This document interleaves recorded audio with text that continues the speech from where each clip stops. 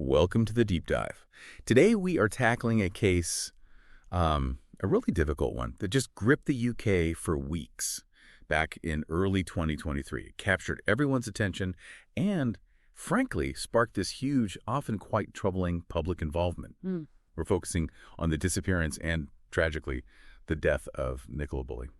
Yeah, this case, it goes well beyond just a missing person story. It's become this sort of crucial modern case study, hasn't it? You see how a very local tragedy in, the quiet village of St. Michael's on Wyre in Lancashire just spiraled. It became this national, almost international spectacle. And in doing so, it really exposed some deep fault lines, in police communication, media ethics, and just the sheer destructive power of unchecked public speculation, especially when it's amplified by, digital platforms. Right. So our mission today, really, is to try and cut through all that noise. There were weeks of it, endless theories, just this huge amount of guesswork surrounding the whole tragedy. We want to move past the ambiguity of the search itself and get to the certainty of the findings. We're going to distill the absolute timeline, minute by minute where we can. We need to understand the police investigation's logic, which was specific, and let's face it, quite controversial. Very controversial. Then examine the really severe systemic critiques that came afterwards. And finally arrive at those definitive conclusions from the formal inquest and the independent reviews that followed. And we've got a pretty extensive stack of sources here. Everything from, the really precise data points from her mobile phone right up to the high-level government responses about how the police conducted themselves. For you listening, this is about understanding not just what happened, but why the reaction to it all became so uniquely, toxic.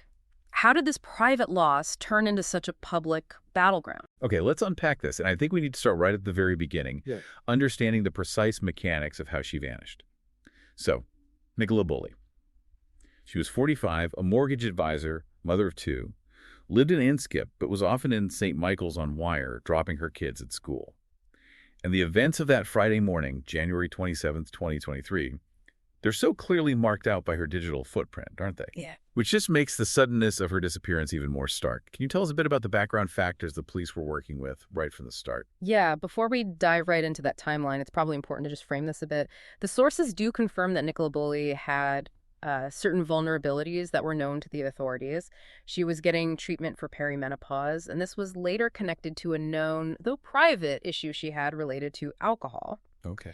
Now, this context, which as we'll see became absolutely central to the police classifying her as high risk, it's sort of this quiet backdrop to what otherwise seemed like a completely routine morning. Right. So a very normal, structured start to the day, which is exactly why the abrupt halt to all her activity is just so striking. What does the strict timeline tell us about those last known movements? Well, the timeline is incredibly tight. Around 8:40 in the morning GMT, she did the school run, finished that. Then she took her dog, Willow, a Springer Spaniel, for a walk along the River Wyre.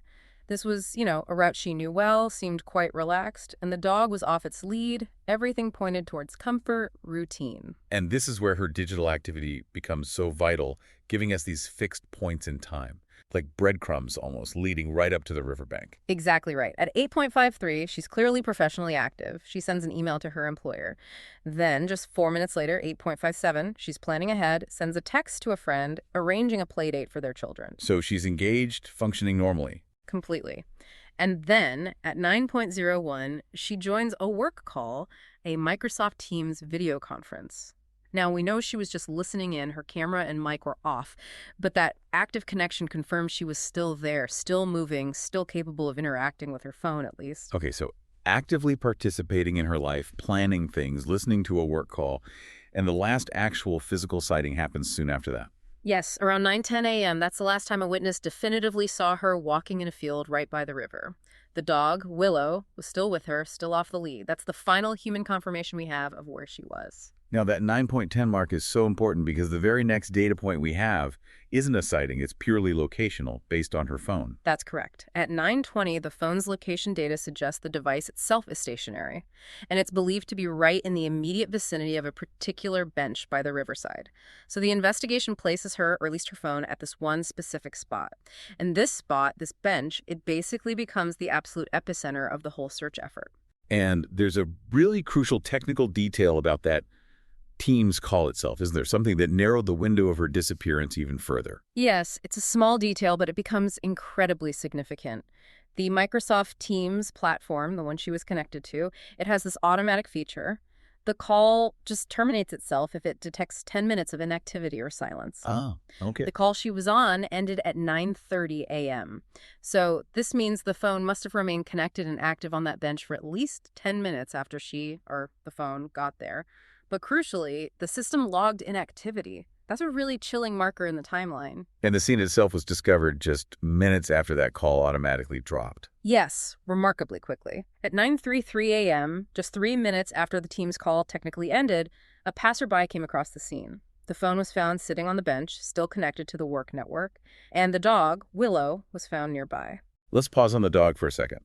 The sources really emphasize that Willow was found alone, but crucially, wasn't distressed, showed no signs of having been in the river.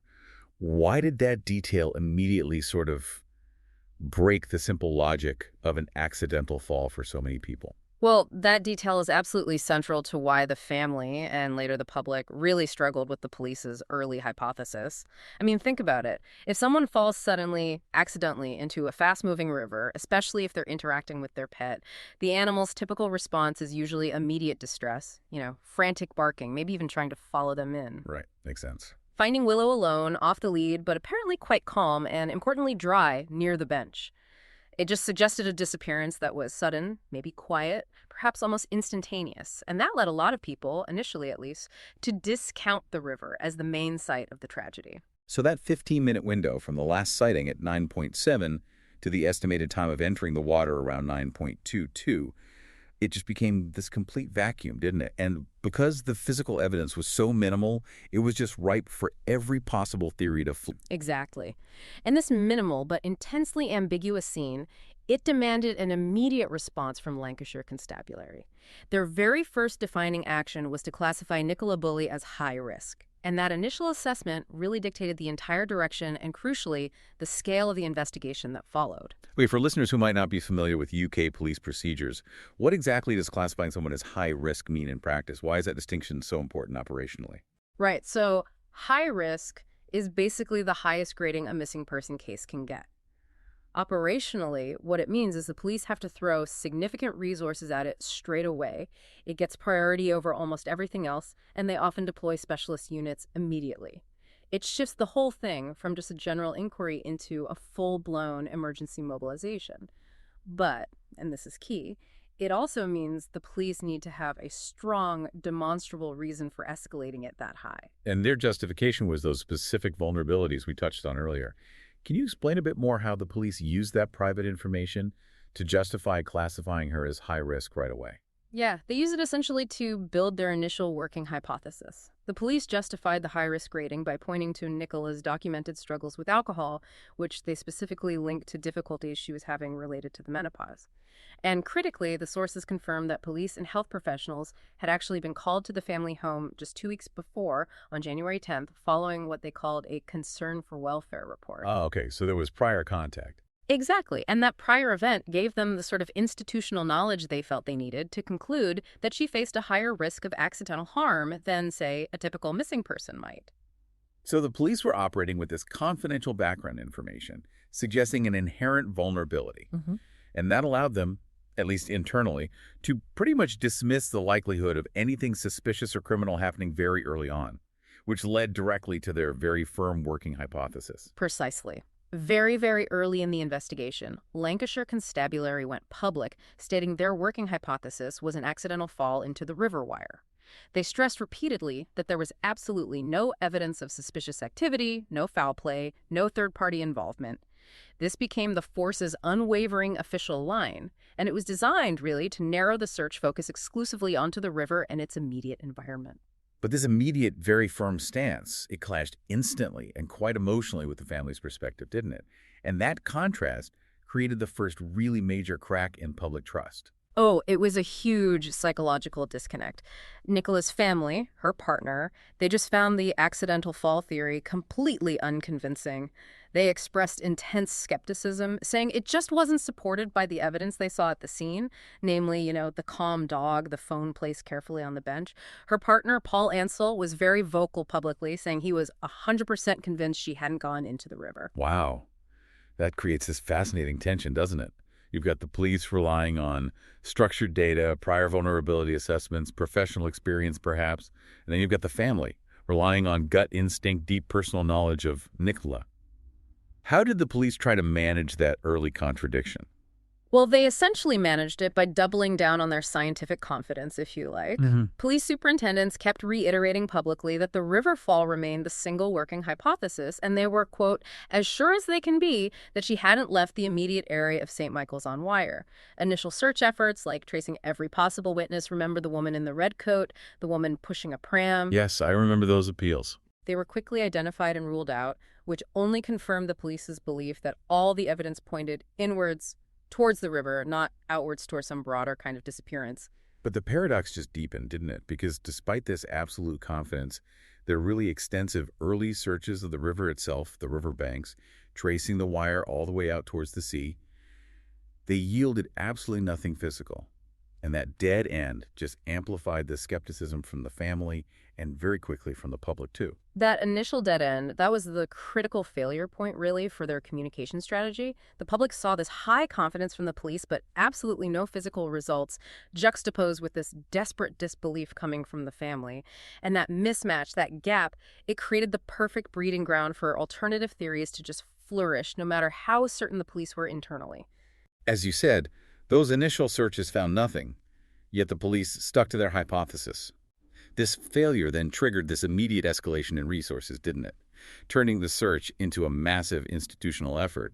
What exactly did they deploy? Oh, the search quickly became a sort of textbook example of a multi-agency mobilization. You had dedicated police divers in the water, specialist sniffer dogs working the banks, aerial drones giving them high-resolution pictures, plus overhead surveillance from police helicopters. And then externally, they brought in His Majesty's Coast Guard, mountain rescue teams, even local fire and rescue crews. It was a huge, sustained, and pretty exhaustive operation, focused entirely on the water and those really complex riverbanks of the Wyre. There was also that specific piece of tech she was wearing that everyone pinned their hopes on initially, thinking it would give the final answer straight away, but it ended up being useless, right?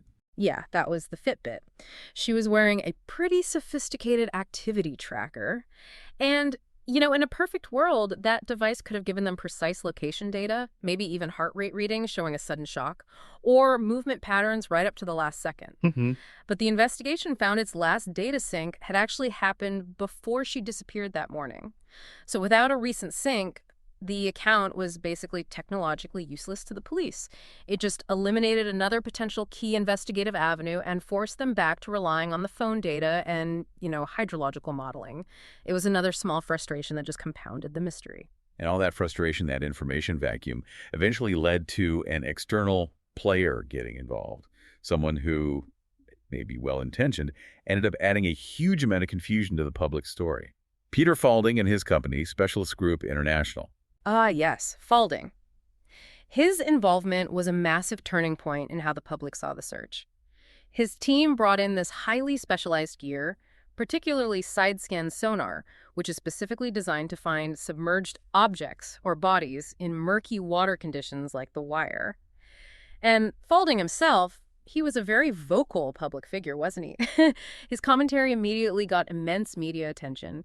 He publicly called the disappearance strange, highly unusual, saying he'd, quote, never seen something so unusual in his entire career.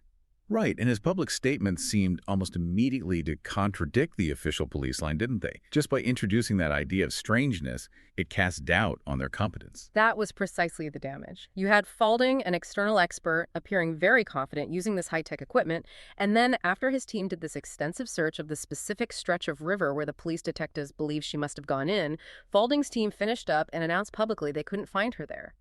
He stated quite unequivocally that the search area was, quote, completely negative. Wow, so you had the police saying, we're sure she went in here, with total confidence.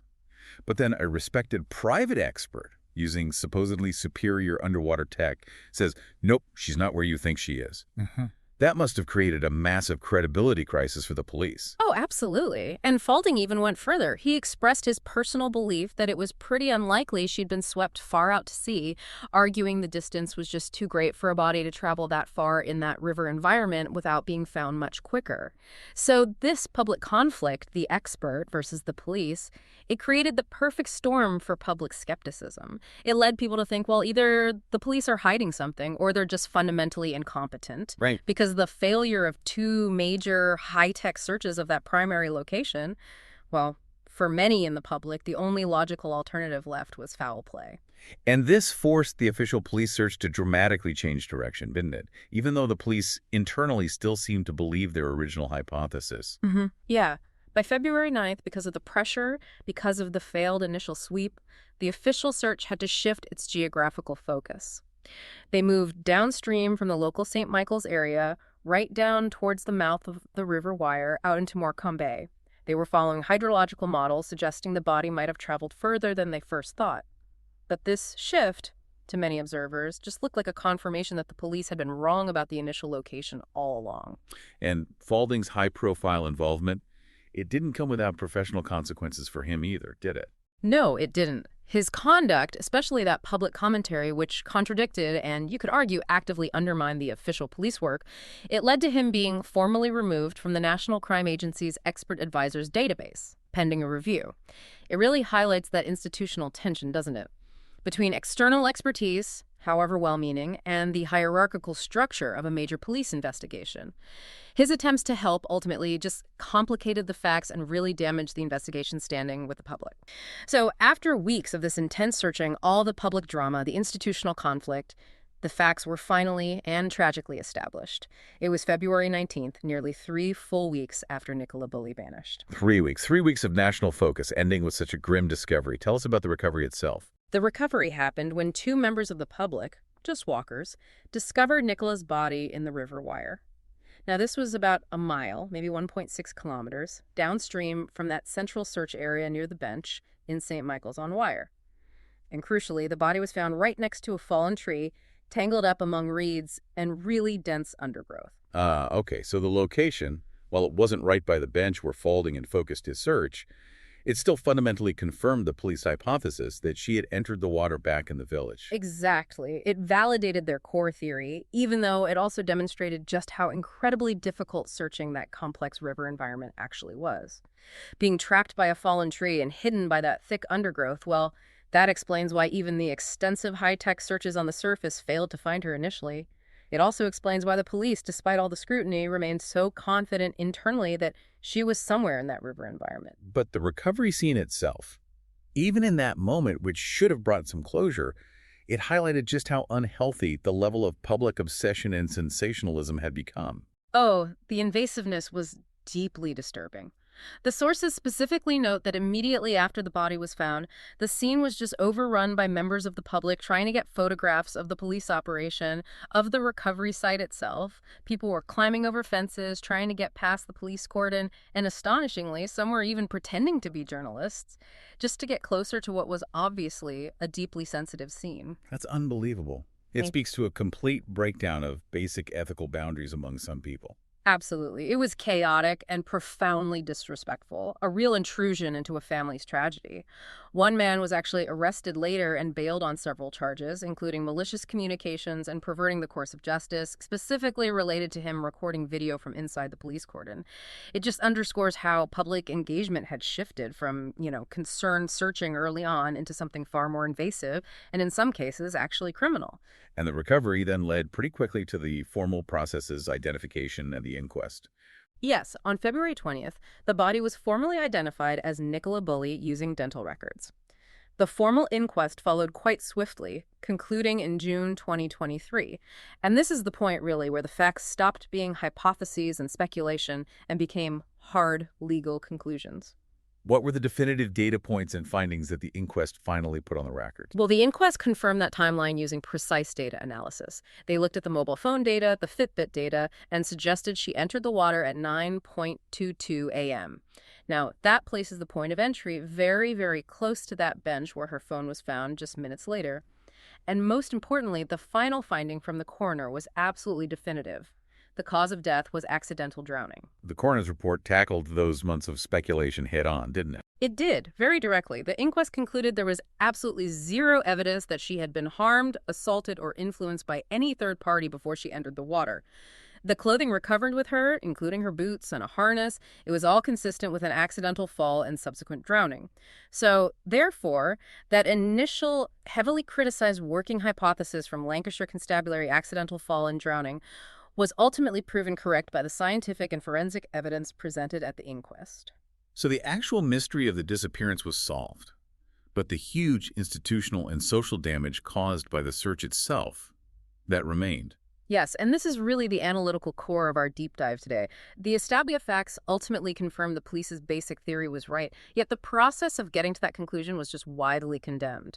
The aftermath generated these really intense critiques against three distinct groups: the police themselves, the traditional media, and then the public, particularly amplified by social media.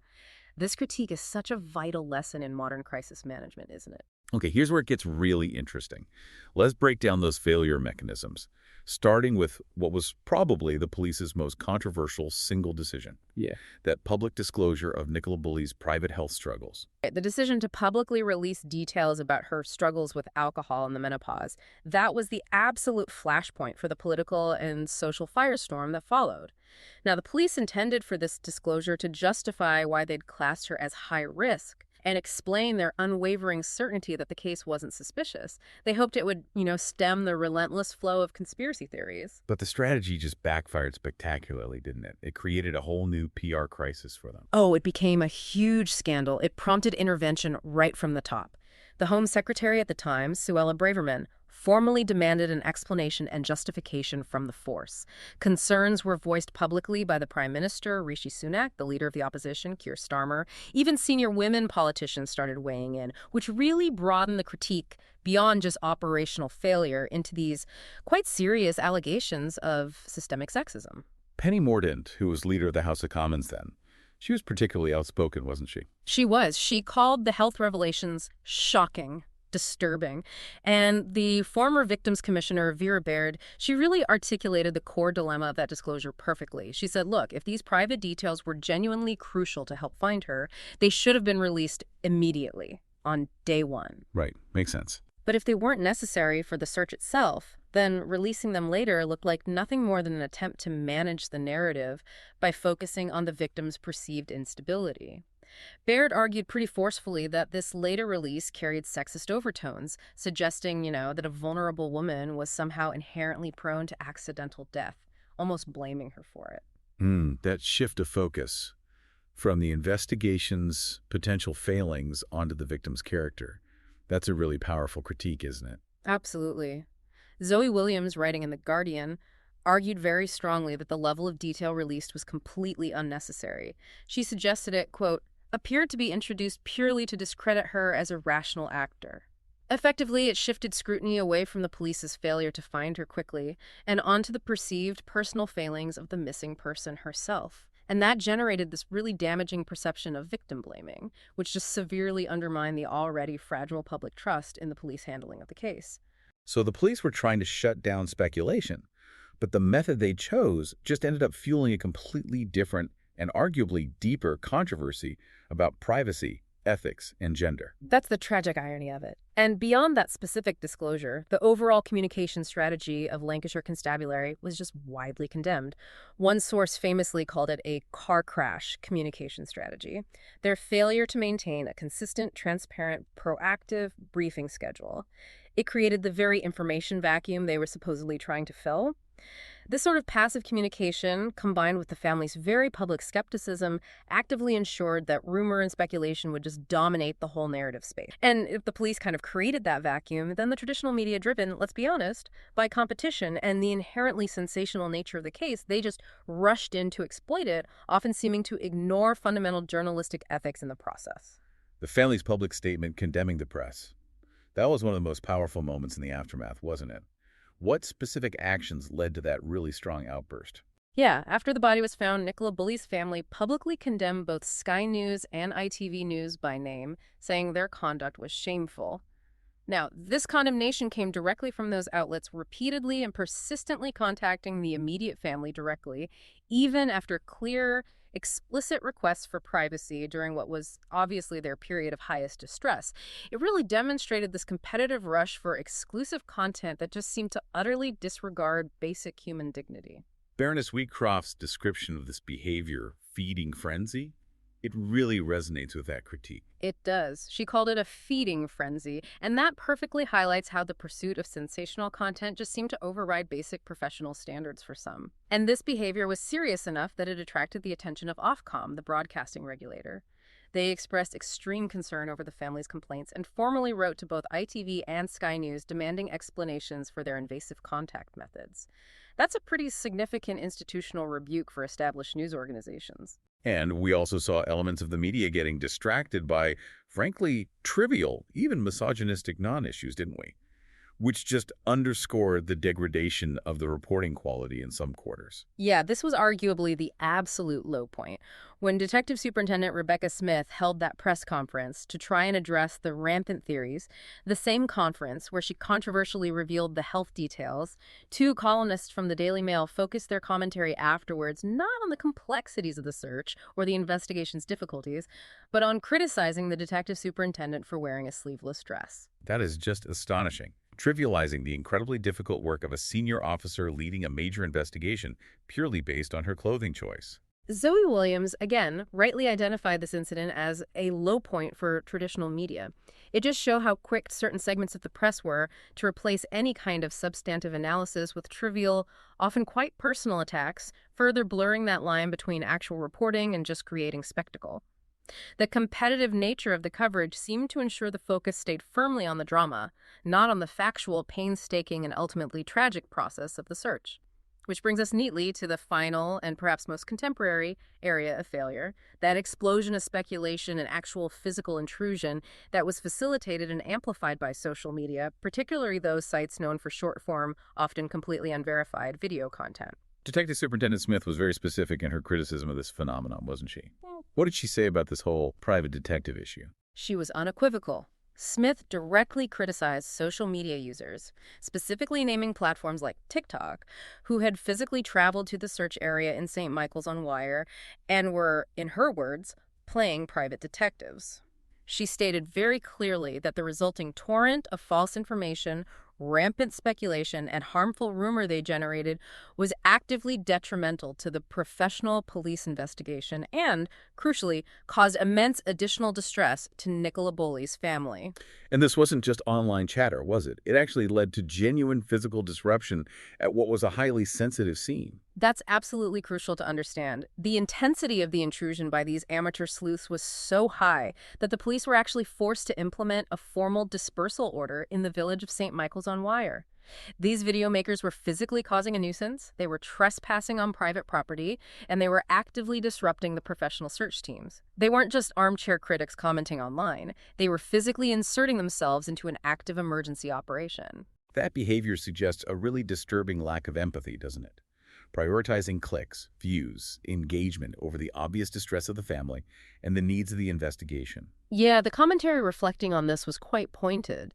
Zoe Williams criticized the, quote, glee and shamelessness of people broadcasting their vigilante investigations. She noted, quite perceptively I think, that the initial lack of police transparency created this information vacuum into which armchair detectives and keyboard warriors piled with conspiracies, speculation, and fantasy. The police ended up spending valuable time and resources having to debunk completely wild theories like, remember the suggestions about bodies being hidden in specific local landmarks, empty buildings? Yes, I do. Utterly bizarre theories. Totally bizarre. And the police were forced to address them rather than focusing purely on the methodical search guided by the data they had. And the level of spectacle just reached shocking levels, even involving arrests. It really went to extremes. We know of at least one YouTuber who was arrested on a public order charge because of his activities near the scene. And incredibly, he then broadcast the incident of his own arrest and the subsequent fine he received, essentially using the chaos and tragedy of the police investigation as a source of content for his channel. This case really demonstrated that for some online users, the tragedy itself became a tool, a way to generate clicks and personal promotion, actively getting in the way of the police's ability to conduct their work with the sensitivity and efficiency required.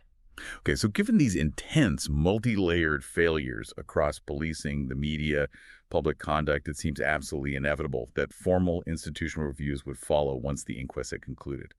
Multiple investigations were launched, weren't they, to really understand what went wrong, both operationally and ethically? Yes, exactly. The focus shifted almost immediately from what happened to Nicola Bulley to how the police actually handled the entire situation.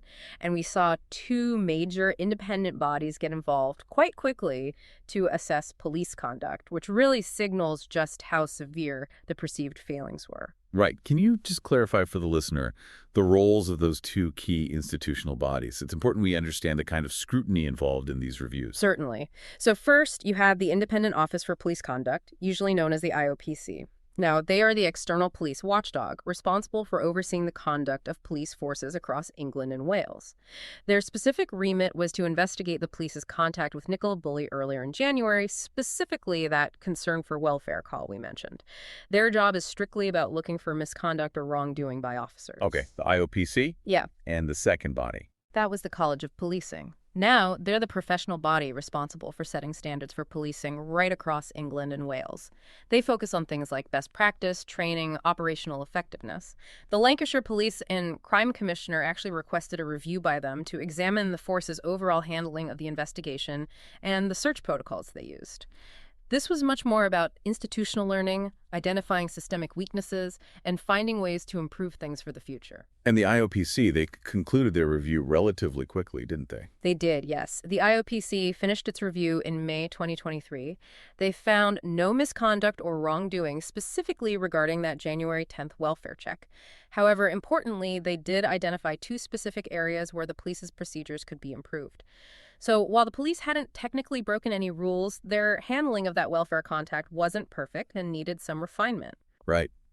But it was the College of Policing review, the much broader analysis, that delivered the really critical and comprehensive findings later in the year, in November 2023. This is where the force's overall strategy was truly picked apart. Yes, this independent review delivered findings that basically confirmed much of the public and political critique that had been swirling around for months. It found that, despite the eventual factual correctness of their core theory about the drowning, the police had made significant errors in judgment and strategy along the way. What were the most damning conclusions regarding that police judgment? Well, first and foremost, the report reiterated the criticism of the force for publicly revealing Nicola's private health details. It formally confirmed that this controversial decision was indeed an error in judgment. Secondly, the review found that senior police staff had displayed poor judgment regarding transparency throughout the investigation. And critically, it found they failed to adequately support the lower-ranked officers and the investigators on the ground who were managing this immense, almost suffocating pressure generated by the intense national focus. So a breakdown in communication flow, really both upwards within the force and outwards to the public.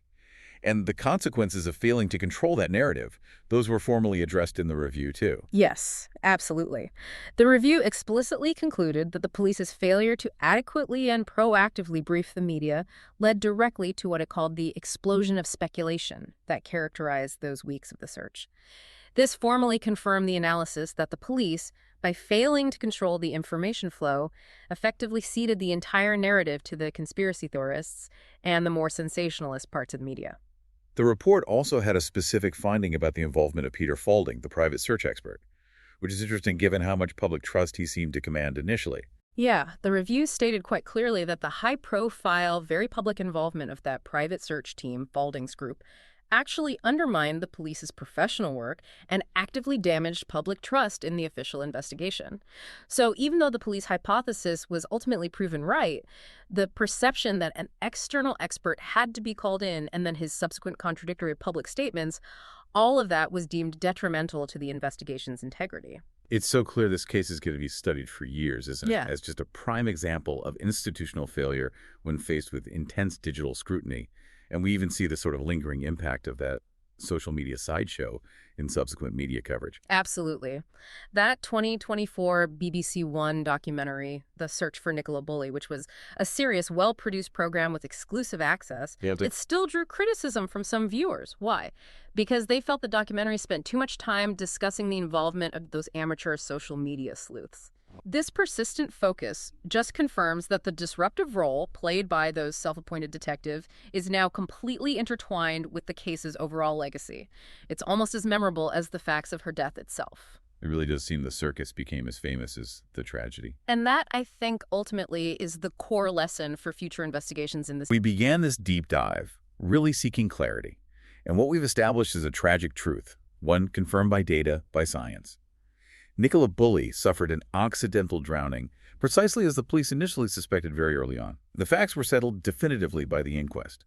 And yet, those 3 weeks between her disappearance and her recovery were dominated entirely by unchecked theories, by profound institutional missteps, and by a national spectacle that felt at times completely out of control. Yeah, this case is just such a crucial study. It really demonstrates how rapidly a professional investigation can lose control of its own narrative when an information vacuum is allowed to open up. Yeah. And when you combine that vacuum with this unchecked digital fervor, this online frenzy, and then add an unquestionable judgment from police leadership and certain media outlets, well, a family's intensely private, localized tragedy is instantly transformed into this damaging national carnival of speculation. So for you listening, you now possess the full timeline, you have the definitive conclusion from the inquest, and hopefully a balanced, detailed view of the really profound controversies that surrounded the process of the investigation itself. Mm-hmm.